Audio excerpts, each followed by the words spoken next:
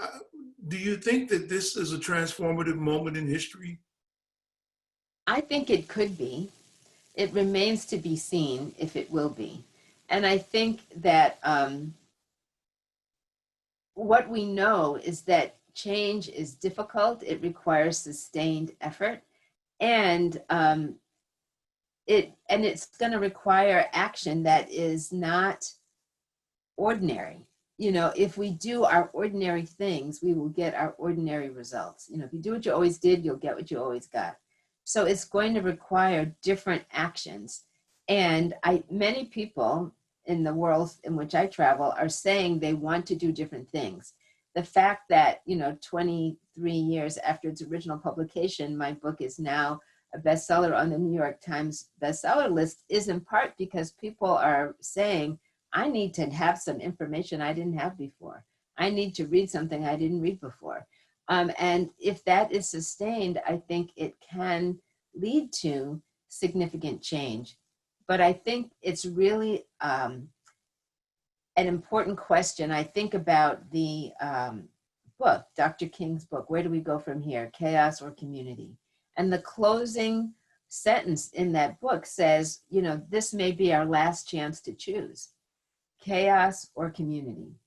And I think each of us daily can make a choice.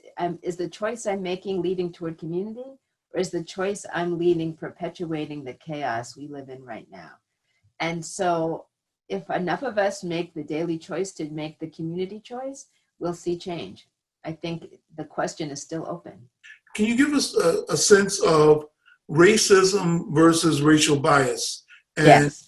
and how that kind of works in Sure, and I think it's important to talk about the distinction because many people will think about racism as only racial bias or prejudice.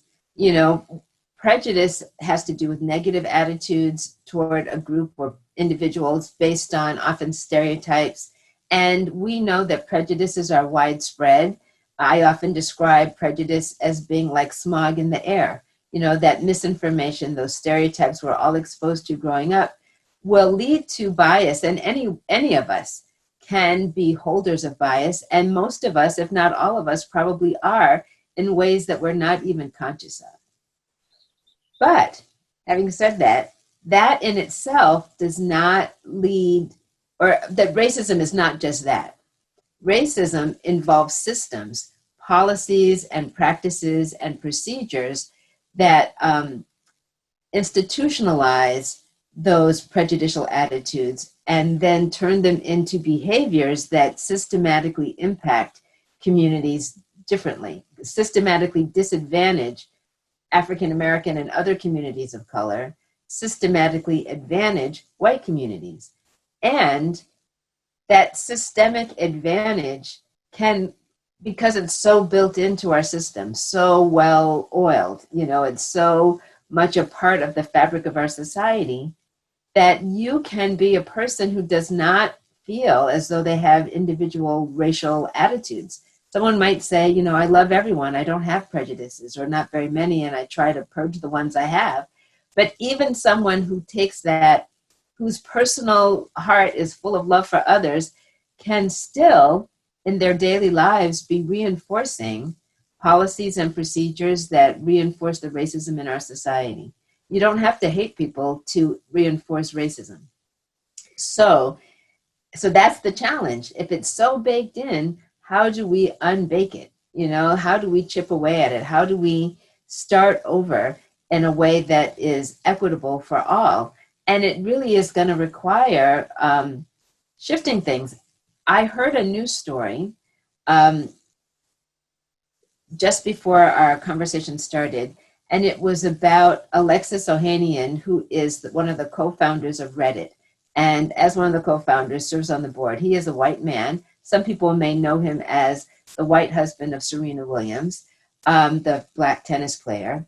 But Alexis Ohanian, co-founder of Reddit, decided that he was going to step down from the board of the company that he co-founded so that his seat could be taken by an African-American person. He specifically said, I want you to find a black person to replace me.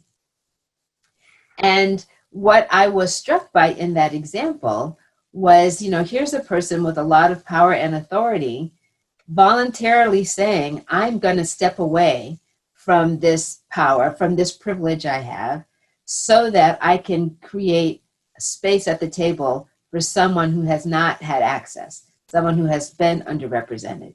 And I think symbolically it's very significant, but that's the kind of thing that will need to happen in order to undo some of what has been put into place. If we create more equitable opportunities, some people who have opportunities now may find it harder to compete because there'll be more people to compete with. But even as I say that, I think it is important to acknowledge that there is enough for everyone. I believe that there's enough for everyone. But if people have been taking more than their share and we try to make things more equitable, there may be a feeling of loss associated with that. And if people are unwilling to experience any of that, then we will have more of the same.